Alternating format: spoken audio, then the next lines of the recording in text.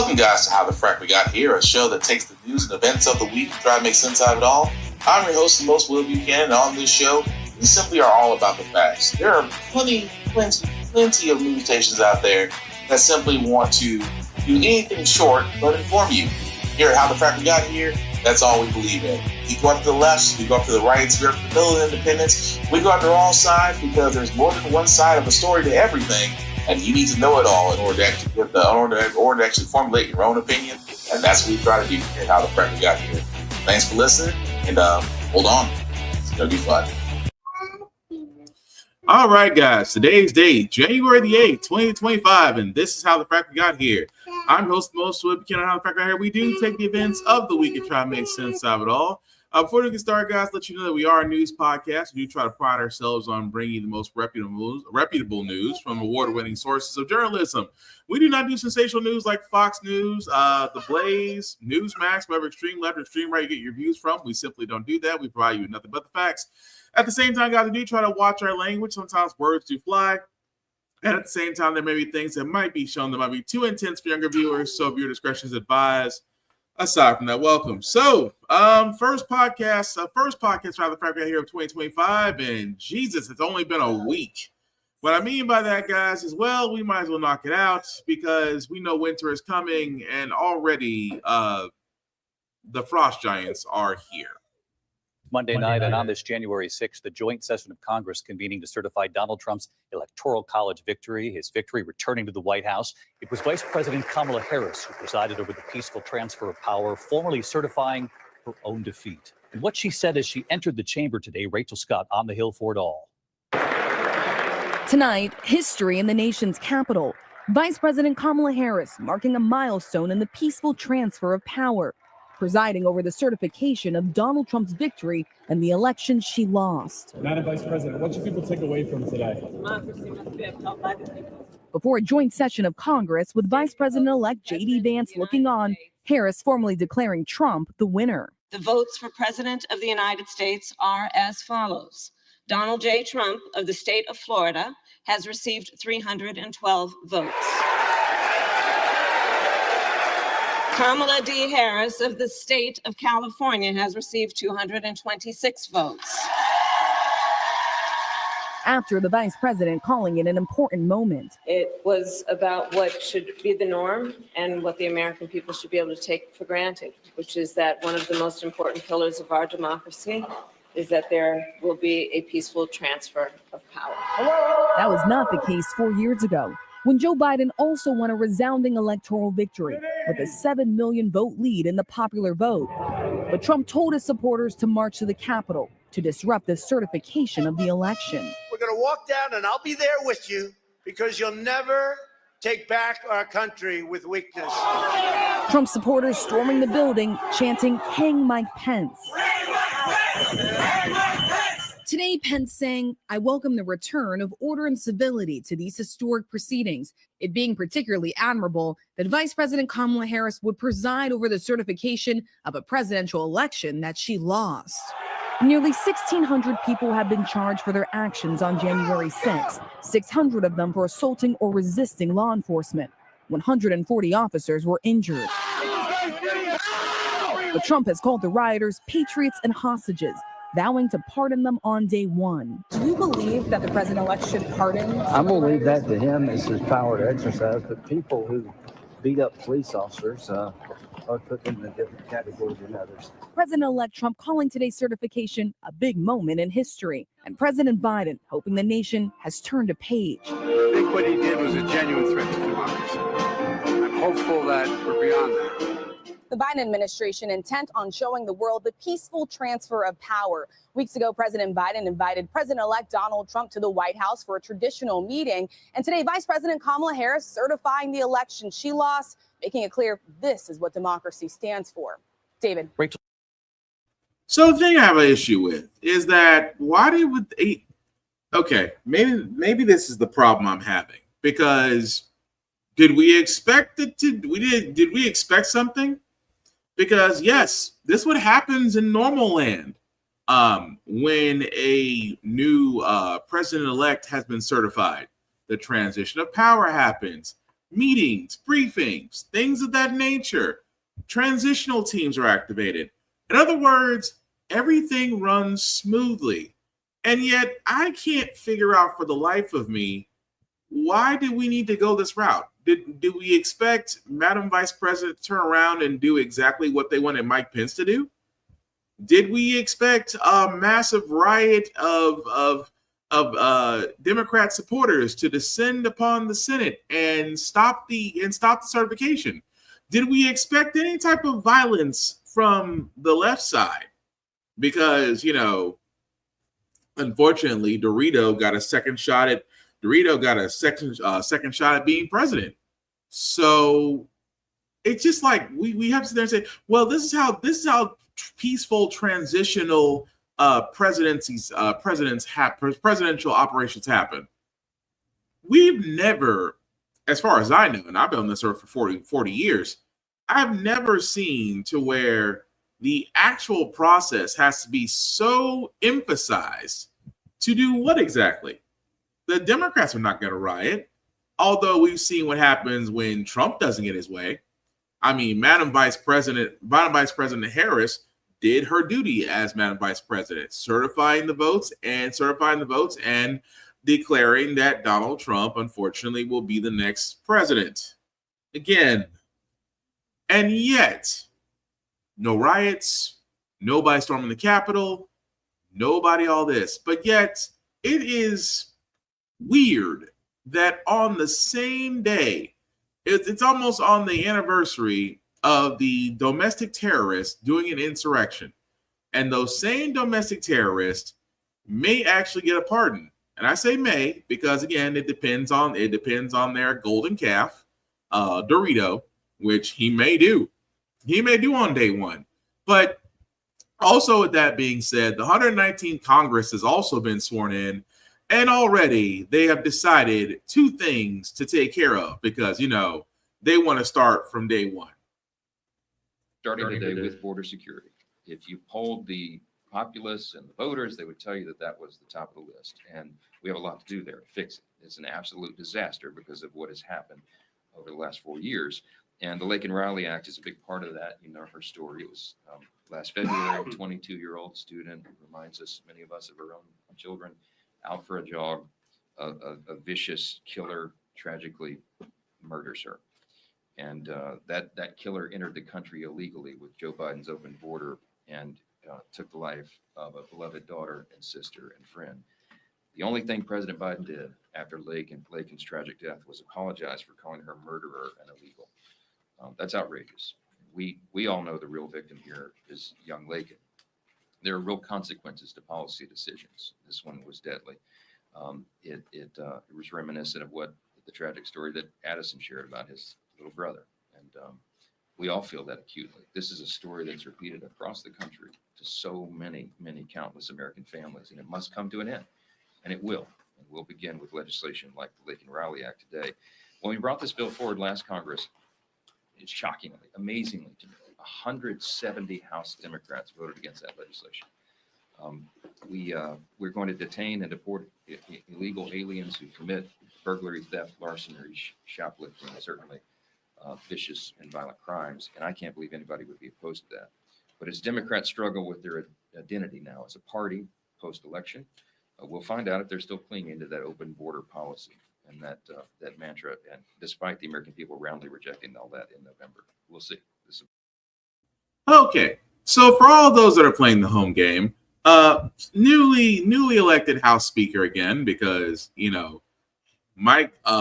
Johnson barely. If it wasn't for Daddy Trump, he wouldn't be House Speaker. But anyway, the Lake and Riley Act, for all those that don't know, was an act that was instituted to basically go after, and I stress this very carefully, how this is labeled, because the way they say it, it is pretty much any immigrant, any illegal immigrant.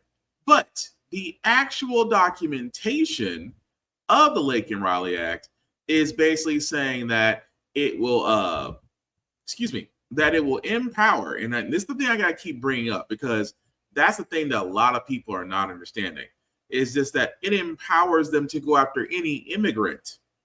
Keep in mind, it didn't say illegal immigrants. It says they'll go after any immigrant that may cause harm or that has caused harm and will deport them. This is the part that a lot of people aren't getting. And the reason why Mr. Johnson was so quick to say that no Democrat will vote against it, well, only because you're pretty much saying that it's not just illegal immigrants you're going after. It's all immigrants. See, that's why I said the wording alone needs to be checked because, well, now it's passed because, well, I believe a number of Democrats went along with the Republicans. And keep in mind, Republicans have a majority in the House and the Senate now. So technically, they didn't even need Democrats to go along with it as long as every other Republican did their job and towed the party line. So again, they talk about border security like that's the big problem in America. And this is why I keep saying Republicans love the miseducated, the misinformed, and the downright idiots. Because you say things like, oh, well, their worst is going to come here and murder your daughters, or open borders is the reason why we have so much inflation, or, oh, you know, all these little illegal immigrants are taking up resources like food stamps and whatnot that you could be getting. You know, every lie they try to tell. And it works because, well, it's 2016 all over again. Trump's about to be president. Republican and House belong to the House and the Senate belong to Republicans. They can pretty much have their way. It's 2016 all over again. So that's also one, because they had to sit there and say, well, we did our border, we did our job, we closed up the border, knowing that they won't close up the border because much like the VA system, they'd rather complain that the VA system is not working instead of fixing it. Same thing with immigration. The immigration system could have been fixed years, decades ago. But Republicans don't like it. Why? Because it gives them a talking point to go on Fox News and complain. Fox News and say, well, the Democrats keeping the borders open. Not understanding that immigrants have actually contributed quite a lot to America's economy and have paid more tax than most of these Republicans that are actually in Congress right now. But again, I digress. The other thing that apparently the 119 Congress got done in a matter of hours was maintaining the House transgender bathroom ban. Of course, Mr. Johnson did somehow got this passed unanimously through all Republicans. For all those that are playing the home game again, what this transgender bathroom ban is that you would basically have to, while in the House chamber, you will need to go to the bathroom of your origin sex, i.e. what you're born as. Now, you would not think this was be a big idea, except it affects one individual. The first openly transgender member of Congress, Representative Sarah McBride.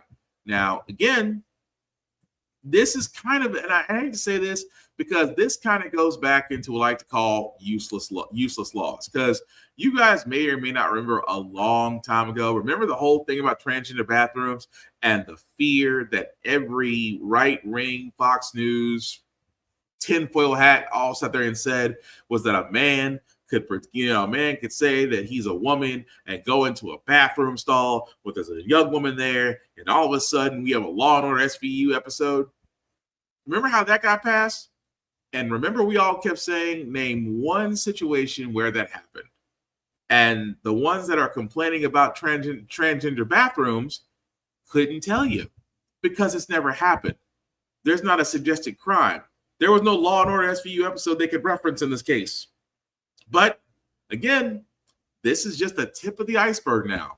Now that the 119 Congress is in, now that Republicans have a slim majority in the House, Republicans have a nice little majority in the Senate, and we're about to hand the keys again to the same man who bankrupted a casino.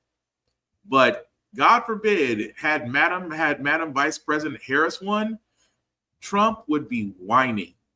And yet, Madam Vice President handled it with grace.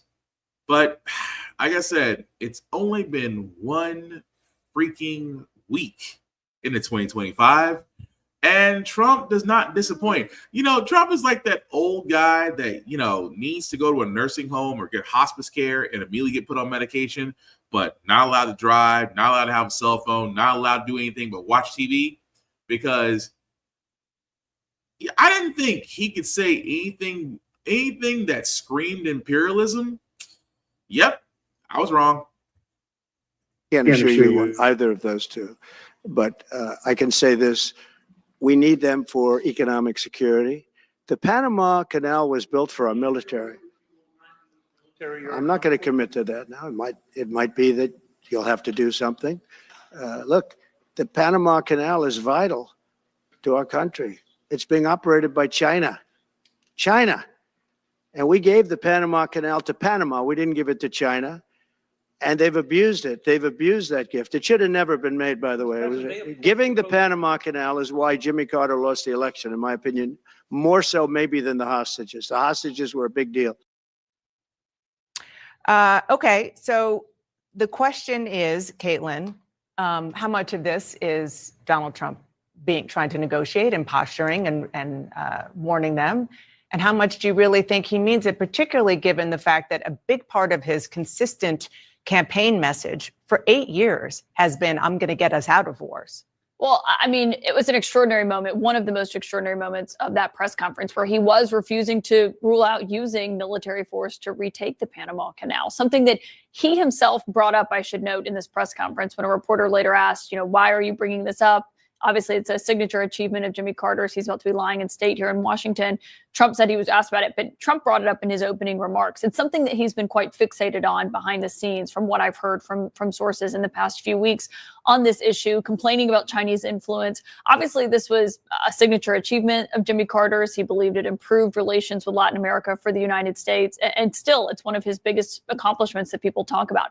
But Trump there saying that he would not rule out using military force to retake it is not something that should be treated as with bluster. I mean, Trump is coming into this White House and is intentionally staffing his administration with aides who will not block what he wants to do or what he'll.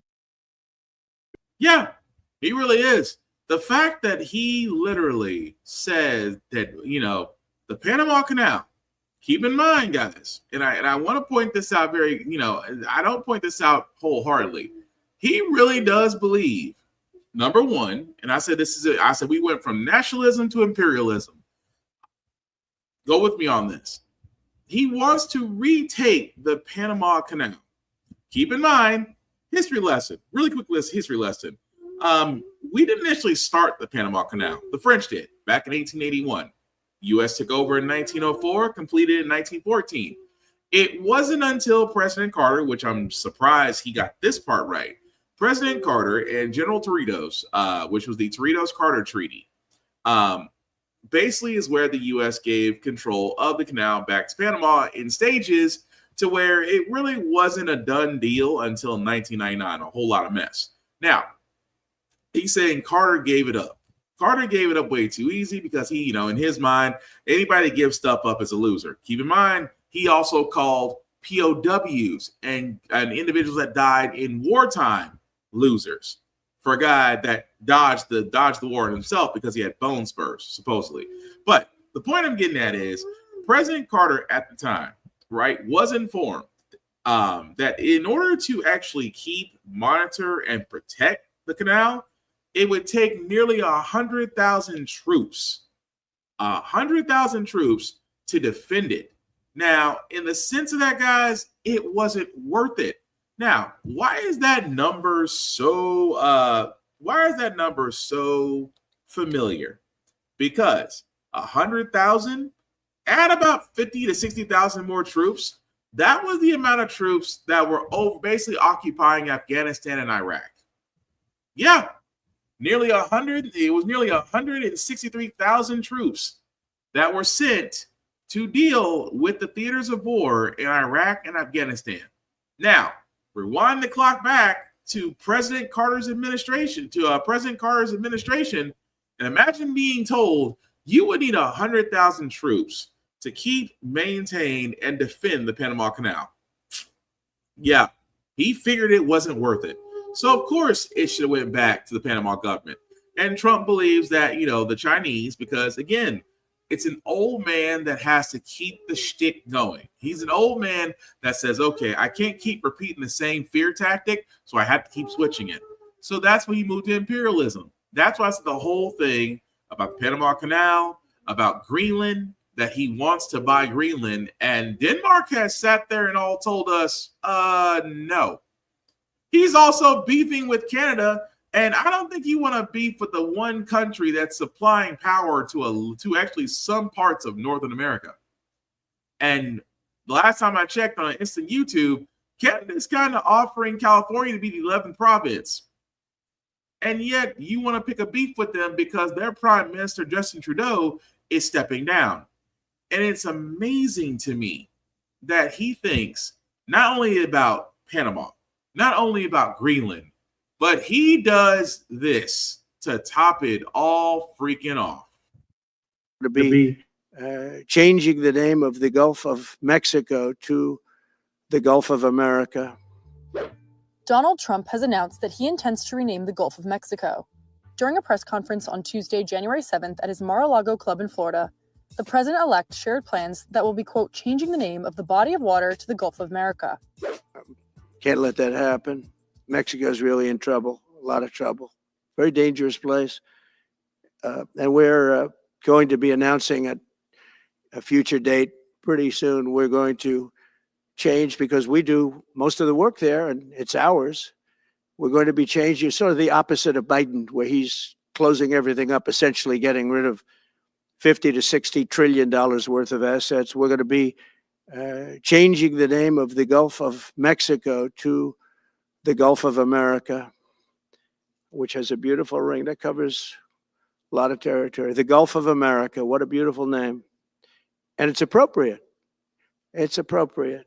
The 78-year-old did not appear to specify any more details.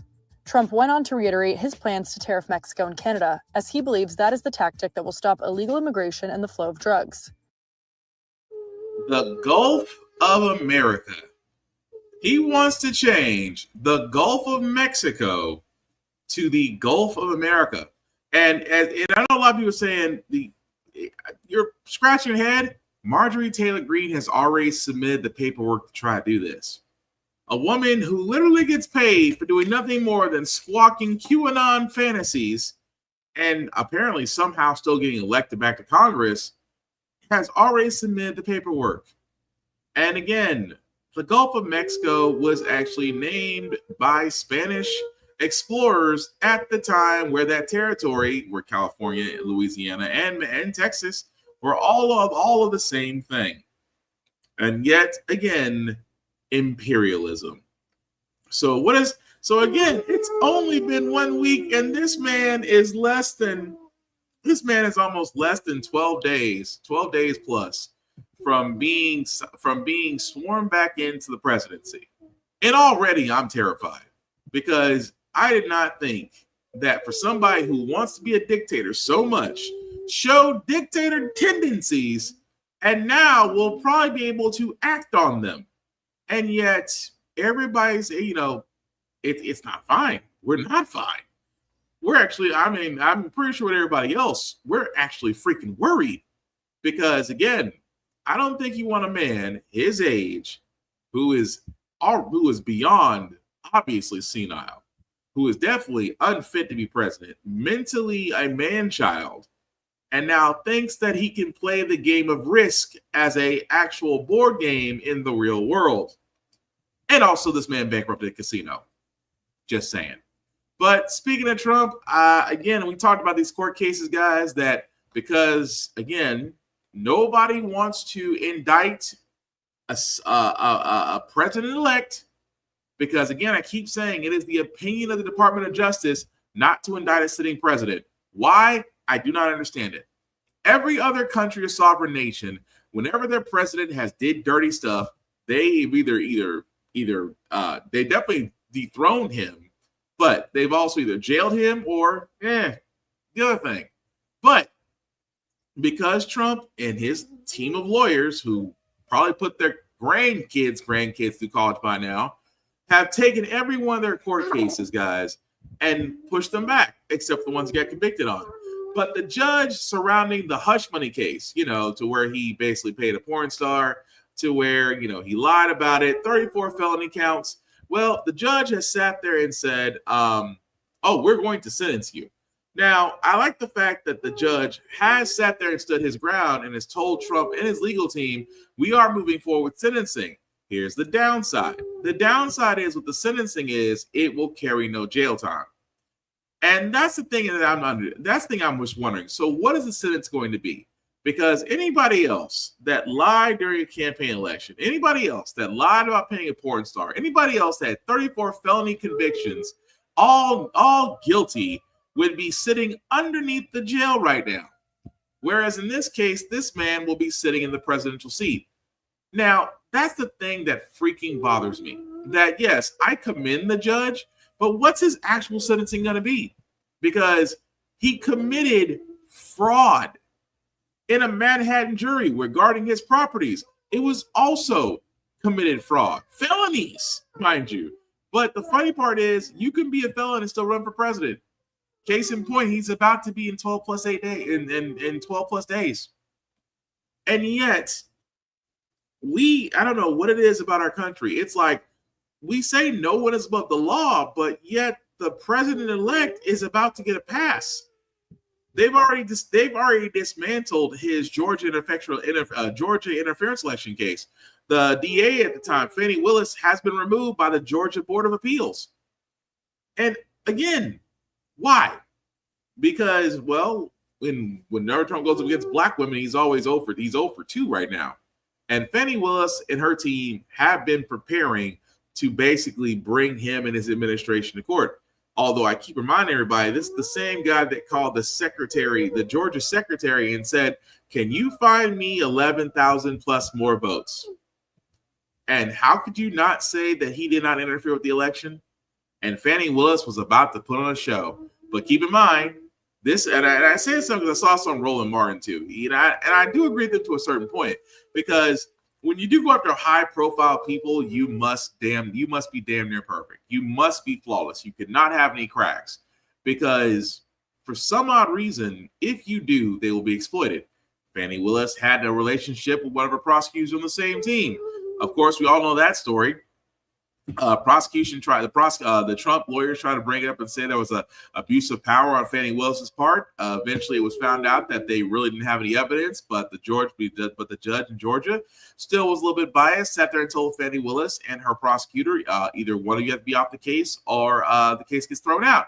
Of course, her love interest is dropped from the case, and still, many months later, post-election, now Fani Willis has been removed as the prosecutor for the case, which goes to show you that what they're going to do is put somebody in there who's Trump-friendly and more than likely will dismiss it. So an election interference case, which, by the way, would have basically spelt the end for Trump, because you interfered with an election, that would have violated an amendment, that would have got him, 86 from being president. Do you see the point I'm making here? It's just that when he was president, anybody else would have been under the jail. I have yet to figure out, outside of the fact that America has a white hood on whenever it comes to certain napkins, that they operate this way. It's America with 3 Ks. How else can you explain a man that has committed mortgage fraud, a man that has been guilty of 2 cases that should have put him in jail for at least 20 years, a man that is admitted to doing things because he does them without consequence, and he's now been awarded the presidency for another 4 years? Explain it. And now he's about to go on his imperialism tour because he wants the Panama Canal, he wants Greenland, and he wants the Gulf of Mexico, because in some twisted idiocracy fantasy, wants to change it to the Gulf of America. Why? Because America sells, just like his wife does. The grifting doesn't stop. But switching gears for a second, guys, this story is going to be a little bit trigger warning. I'm just going to go ahead and say it because, anybody that has children, whenever your children are being born in a hospital, it's a nervous time. She's a wreck, you're a wreck, and you just want your baby girl, you want your baby boy or baby girl, or even twins or triplets, not wishing on anybody, however you feel. You want your kid to be all right. And sometimes kids land in the neonatal unit. I know my son Obi did when he was born, and it was always a worry about making sure they're all right, but you're depending on those nurses in the NICU and those nurses in the nursery to basically take care of your child and give yourself a little bit of rest. But I feel for this next story, guys, because this is a fear that every mother has, and yet this happened to one family. Because then whatever that was done in the dark comes to the light, and sometimes you don't necessarily want to know what was done. Dominique Hackey, the father of one of the Henrico doctor's NICU babies found to have broken bones in 2023, concerned that it has taken so long for justice. I remember her being in the room. She was friendly. She answered questions, but she didn't stay and talk like the other NICU nurses did. She wasn't family like the other NICU nurses were. He's describing 26-year-old Erin Strotman, the nurse now in jail, charged with felony child neglect and felony malicious wounding, related to a different baby in 2024. Strotman was put on paid administrative leave by the hospital for a year after the 2023 cases of NICU abuse came to light, and then was allowed to return in late 2024. Hackey saying the hospital should be held accountable as well. Because that shouldn't have happened. If they were suspicious of some person enough to let them go, they shouldn't have brought them back. So that's on them. They failed. Simple. HCA, the network that oversees Henrico Doctors Hospital, issuing this statement, saying in part it is shocked and saddened by this development in the investigation, and that the hospital is focused on continuing to care for its patients.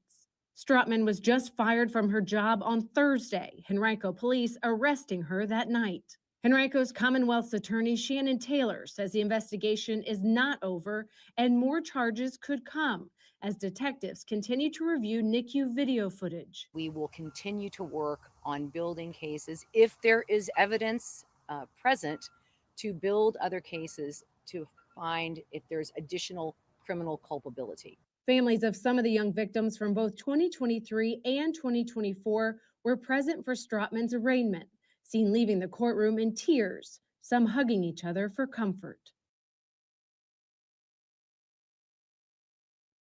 So what's crazy about that, guys, is hear what they said beforehand.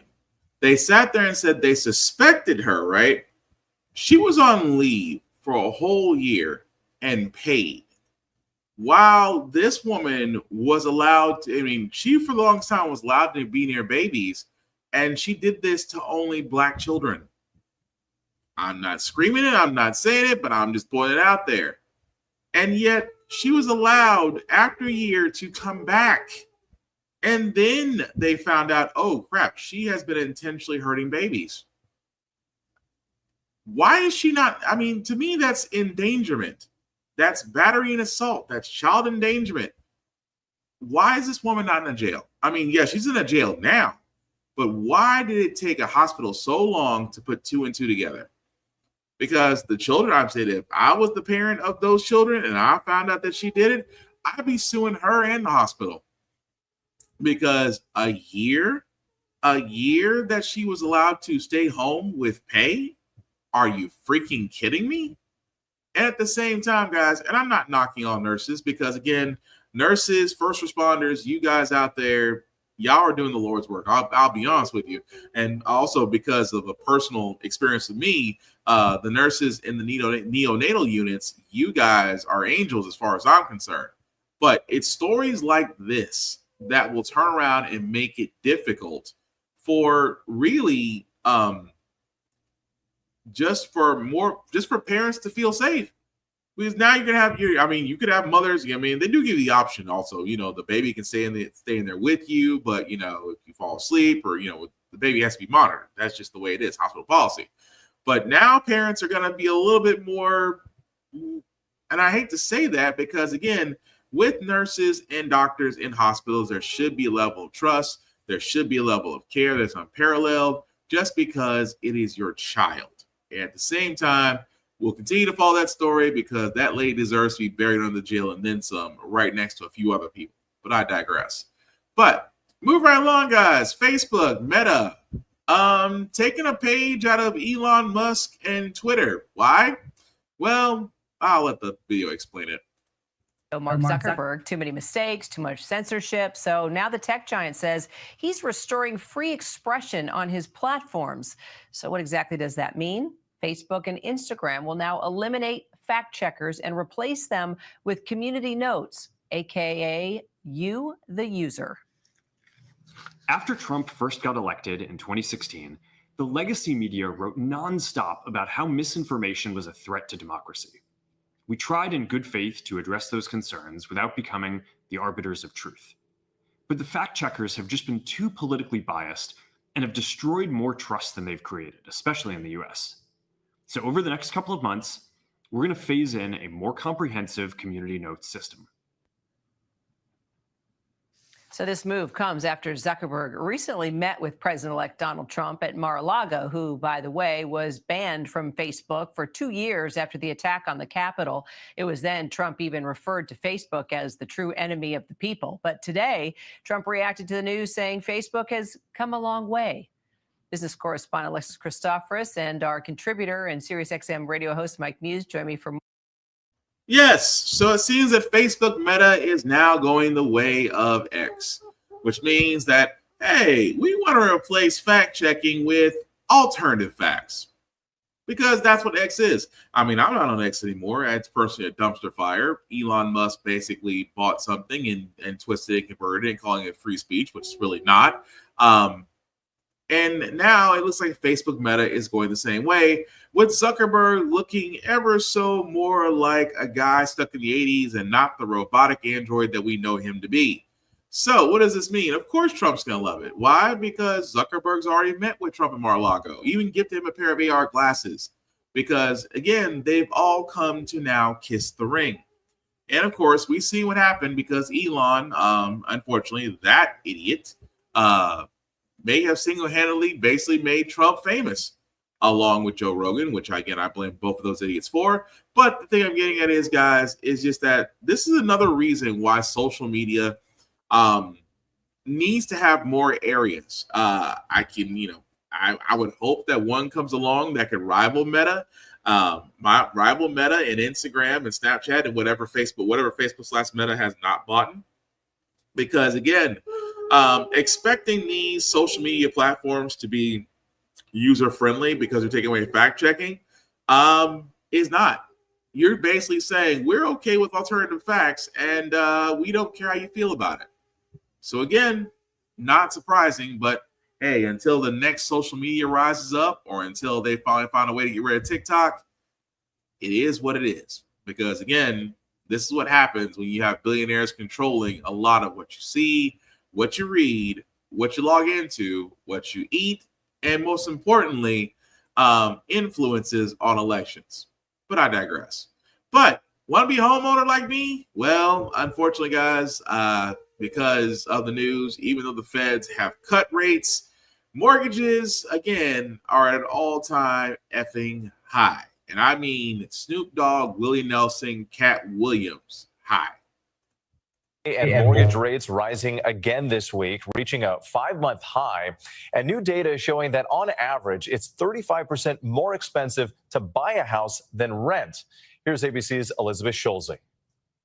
Tonight, with mortgage rates at a 5-month high, aspiring home buyers are bracing for another challenging housing market in 2025. New data from real estate firm CBRE finds on average in the U.S., it's 35% more expensive to buy a house than to rent. A new apartment lease costs on average $2,200 per month, while a monthly mortgage payment on a new home is close to $3,000. Okay, so this is it. This is it. 30-year-old Kristen Holmes in Maryland was on the house hunt for 3 years while paying rent. It feels like my own. Saving up enough for a down payment on a fixer-upper. First-time home buyers like Kristen accounting for just 24% of all home sales in the past year, an all-time low. Why do you think you were able to successfully buy a house at age 30?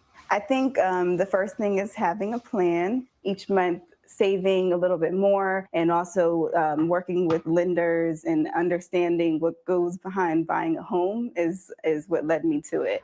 The average rate on a 30-year fixed mortgage is now 6.85%, and rates are expected to stay in that 6% range next year. Whit? Frustrating. All I can say is how. Because, guys, for all those that are trying to become homeowners, first-time homeowners, first off, good luck. And, may fortune forever be in your favor. But outside of that, guys, what kills me is just that, and this is just my opinion. I don't want it to influence anybody, but this is just my opinion.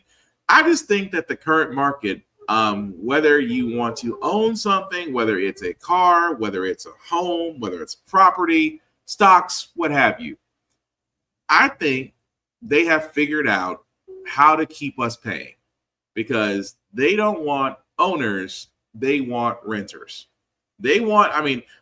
Case in point, apartments these days might as well be mortgages on a house. But mortgages on a house are astronomical. $3,000. You could be paying $3,000 a month, $5,000 a month, and up for the home because the banks have gotten greedy, as always.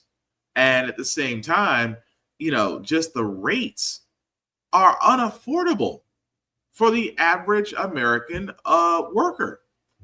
And again, it's literally a house of cards stacked on top of each other because we're definitely not getting paid enough. The wage gap is ever increasing, unless you're a CEO. They are not going to increase the minimum wage, which it should be. The federal minimum wage should be increased all across the board. At the same time, jobs are disappearing, whether it's automation or these companies have decided to downsize or move their employment overseas where it's reasonably cheaper because they get paid less anyway. But you talk about income, you talk about not enough houses being built.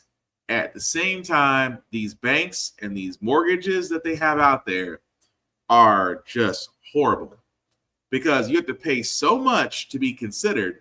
And these are coming from, and this is not just ordinary, they're artisan crafting beer. And I don't mean that as an insult. I'm just really throwing out there what they look at you as, because you have those who are accomplished, have degrees, have really decent paying jobs, and yet the banks will tell them no.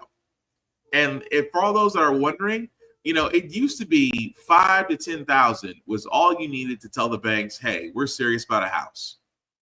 Try adding 20,000 now. 20 to 25,000 on a good side is what you need to come to play with for the banks to even look at you and go, okay, we'll do a loan on that house, because the banks own the houses. The banks own the cars. The banks own the stocks, or may own some stocks, mutual funds, things of that nature. It is amazing to me, and I just thought about that as me and my wife are trying to find a house for our family, is just that they don't want owners. They don't. Owners are finite, which means that at some point,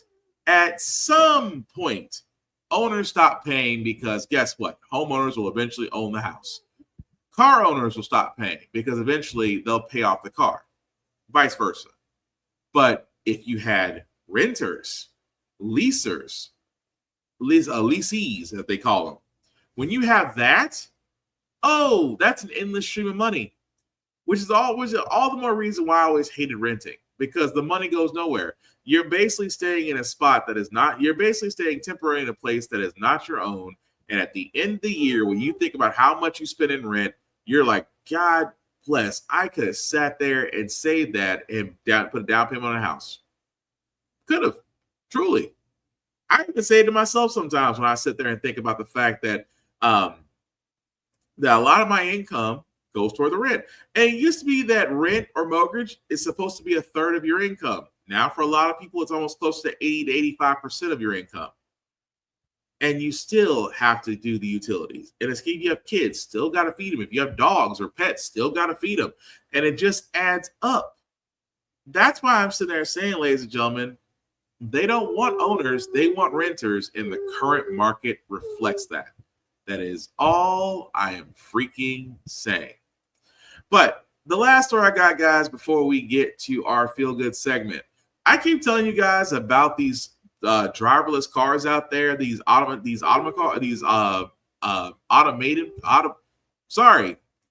that drive themselves because they have AI, because apparently I can't say automated. There we go. So anyway, an individual was on his way to the airport and was held hostage by Skynet. Okay, why is this happening to me on a Monday? I'm in a Waymo Connected car. to rider support. This call And may be recorded for quality assurance. this car is just going in circles. Hi there, Mike. This is Gab. I'm calling from Waymo Support. I'm just calling because I received a notification that your car might be experiencing some routing issue. Please bear with me while I am. Yeah, I got a flight to catch. Why is this thing going in a circle? I'm getting dizzy. Look at what it's doing. I understand. I'm really, really sorry, Mike. We're currently working with the situation of the vehicle. Is it circling around a parking lot, right? It's circling around a parking lot. I got my seatbelt on. I can't get out the car. Has this been hacked? What's going on? I feel like I'm in the movies. Is somebody playing a joke on me? And I got a flight to catch. I understand, Mike. I'm really sorry for this. We're working with this, but by any chance, do you have an access to your Waymo app right now?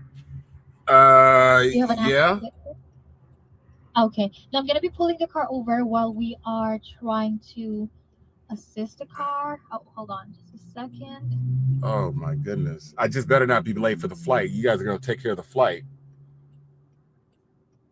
That part. I'm really sorry. Yeah, because this is crazy. This is crazier. I apologize. If you have your app pulled up, I need you to tap My Trip in the lower left corner of your app. Can't you just do it? You should be able to handle it. Take over the car. You don't need my phone. I don't have an option to control the car. Oh Mike, my I'm really so gosh. sorry about this. Well, can you I'm stop pulling this the car? over. I am trying My to pull it over goodness. right now. Apologies. So here's the crazy part. You're going to sit there and tell me that, hey, Will, how about you hop into this vehicle that's like an Uber, except it's automated and the AI is driving you. You're in the back seat. You have no control over the car, and I'm supposed to trust it. Hell no. You know, the guy kills me. I guess this isn't the first time he must not have used this Waymo, but I'm sorry. I will never trust Skynet. I have watched too many movies and too much of a Transformers fan to realize there's certain things that you cannot trust. Bump that. And he was calm, mind you. That's the crazy part. Yes, it is crazy. It is absolutely crazy. What's crazy is he was calm. Like, I can't. Why is my car? Why is it still driving? How are you this? Either that man. I'm not calling him a weed head. I'm not saying nothing against weed heads out there. You know, you smoke how you want to. Partake. I just don't partake, but I respect it. But that guy either had to have nerves of steel, or he was way too freaking relaxed. Because ain't no way in hell I'm sitting there and this car that the AI is driving is doing a lot of suspect lefts and rights and not stopping, and I'm still in the car. I'm sorry. Either I'm finding a way to get control of that car, or I'm finding a way to get out of that car. And then the whole idea of him just sitting there and calmly talking to customer service as the car is still driving. And again, I'm sorry, guys. That's just me. I am a tech person. I am. But same time, I have a big issue with AIs. I do. I have a big issue with cars being able to drive themselves. I just cannot trust a computer to do what a human should be doing from Jump Street. That's all I'm saying. And he wouldn't help himself by doing something on his phone. Pretty much. I'm sorry. That's just me. I was like, dude, why are you talking to customer service? Get out the car. Because I always had that fear like Teslas do, whether they run over people, run into buildings, or catch fire. Again, there's just something about self-driving cars that shouldn't be allowed to happen. That's all I'm saying. But he did make his flight, but I would not trust Waymo to save my life. I'm sorry. I would rather walk or take a taxi with an actual human being. But that being said, guys, we're going to go move on to our feel-good segment because usually how the Frack We Got Here, we do cover a lot of things that are doom and gloom, sometimes making you faith in humanity. But hey, it's Wednesday, hump day. Tomorrow is Friday Eve, which is Thursday. We leave you guys out in some positive vibes, especially with the fact of a winter storm coming in. Again, it's always nice to celebrate the elders when they reach milestones. In this case, these women that are about to be shown are about to reach actually past their centennial. They are 103 and 104 years old, celebrating their birthdays. Happy birthday to you.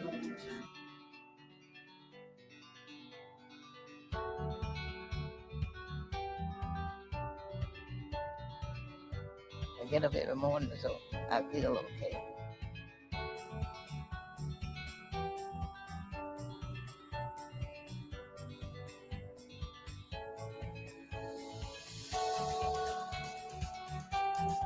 She's a caring person. She's very good people. Very good.